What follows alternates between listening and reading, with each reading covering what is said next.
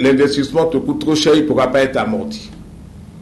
Voyons ce que nous pouvons faire. Ou nous reprenons nos discussions pour refaire le contrat de manière exploitable et que nous supportions avec toi une partie des investissements qui sont trop lourds, parce que seul un État peut accepter de tels investissements pour cette rentabilité.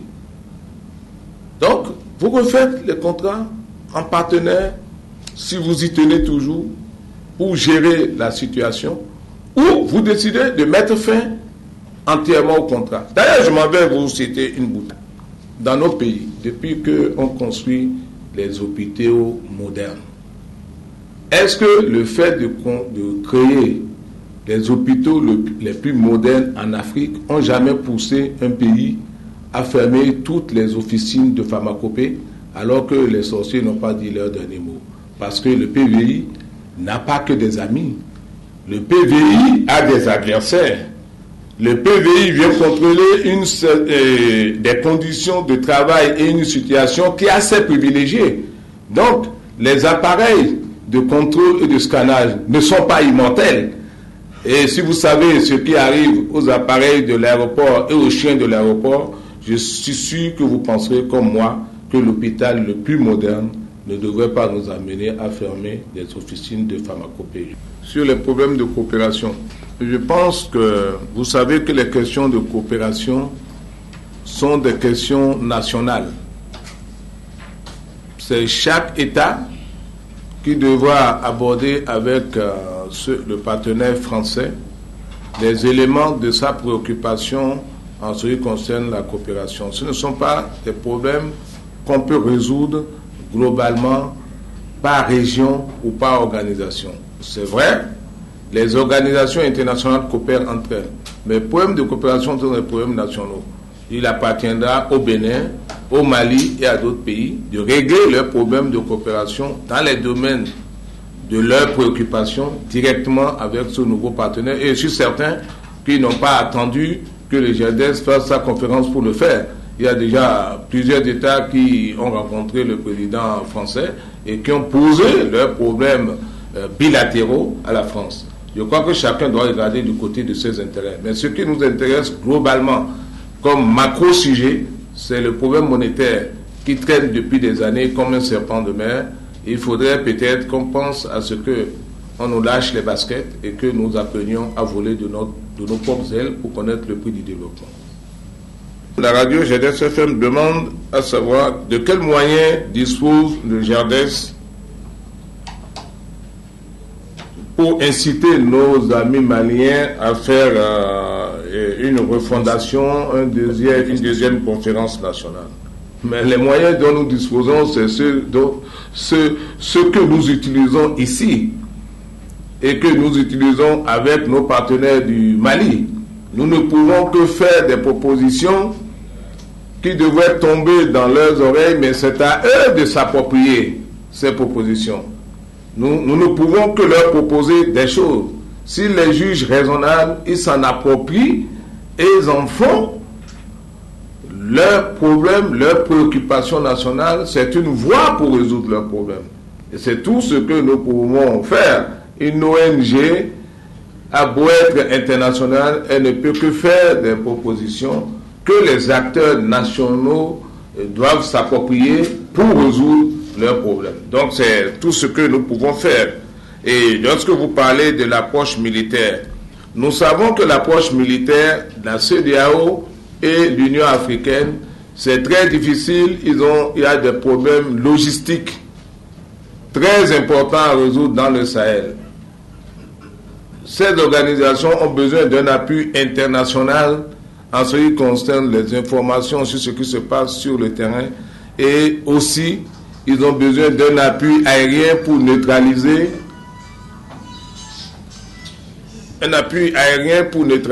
ces forces-là. Donc notre sous-région ne dispose pas de ces moyens. Il est absolument nécessaire que l'approche militaire, même si elle ne se réalise pas, aide l'approche politique et la solution pacifique de concertation. Les deux devraient aller de pair, parce que si Touaregs indépendantistes, parce que tous les Touaregs ne sont pas indépendantistes, il faut bien le retenir, hein. Il y a beaucoup de Touaregs qui ne sont pas pour l'indépendance de l'Azawad. Donc, ces Touaregs-là, ils sont ignorés, ils sont nombreux qui se sont réfugiés au Niger, qui se sont réfugiés au Burkina Faso, qui se sont réfugiés à Bamako même, qui sont descendus plus au sud. Donc ceux qui ont pris le pouvoir et qui veulent l'indépendance ne sont pas majoritaires parmi les Touaregs. Il faut bien le savoir. Bon.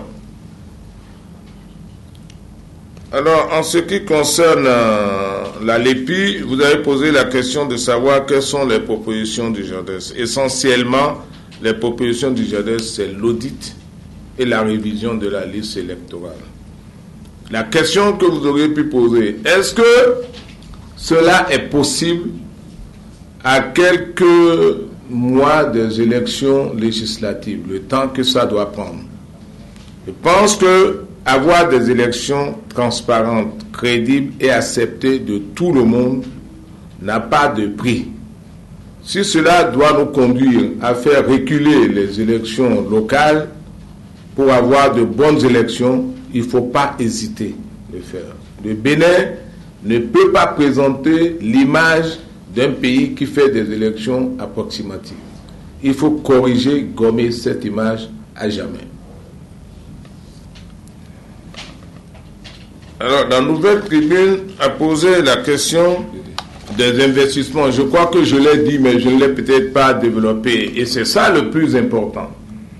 Parce que le PBI a certainement coûté de l'argent, le contrat pour la mise en œuvre du PBI a certainement coûté beaucoup d'argent en investissement aux partenaires de l'État. En tout état de cause, contrat suspendu, résilié, même si l'État se retire, l'État est obligé, soit d'accord parti à l'amiable, de s'entendre avec le partenaire pour l'indemniser, parce que l'État n'a pas pour mission de confisquer les biens des particuliers. L'État doit indemniser ce partenaire et ils peuvent avoir des problèmes sur les modalités de l'indemnisation et le montant de l'indemnisation.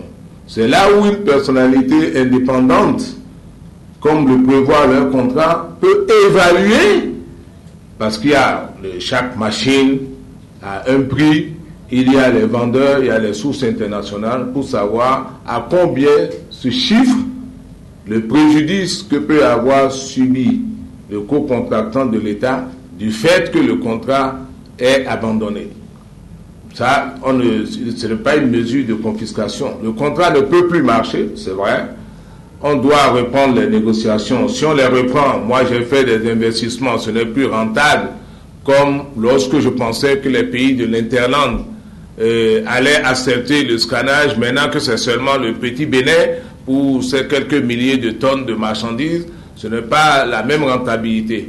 Donc ces machines-là, l'État prendra avec moi la responsabilité de l'investissement pour qu'on soit des partenaires. Voilà ce que je suis. Ils vont discuter, mais il faut d'abord connaître le prix des équipements. Et je crois que le gouvernement s'est lancé déjà dans ce débat avec le partenaire, puisqu'il lui a demandé les factures d'acquisition des machines et aussi pour les machines qui ne sont pas achetées, les partenaires qui les ont loués, parce qu'il y en a qui sont en leasing. Vous savez, le leasing, c'est les contrats de location-achat. Bon, donc l'État s'est engagé dans cette voie, donc l'État reconnaît très bien que le partenaire a le droit d'être indemnisé. Donc cela ne devrait pas être un problème. Et quelqu'un a demandé si le problème des intrants est légal. Nous n'avons pas toutes les informations concernant ce dernier incident. Nous avons lu, comme vous, dans la presse, le compte rendu du Conseil des ministres, où le Conseil des ministres dit que, en fait, il s'agit d'une mesure de réquisition, si vous l'avez lu aussi. Vous savez qu'en droit, la réquisition est légale. Mais la réquisition doit se faire dans certaines conditions. Si l'État estime que la vie de la nation, notamment le deuxième poumon économique que constitue le coton, est en péril, et l'État dit en même temps que ces intrants ont été subventionnés par l'État, que les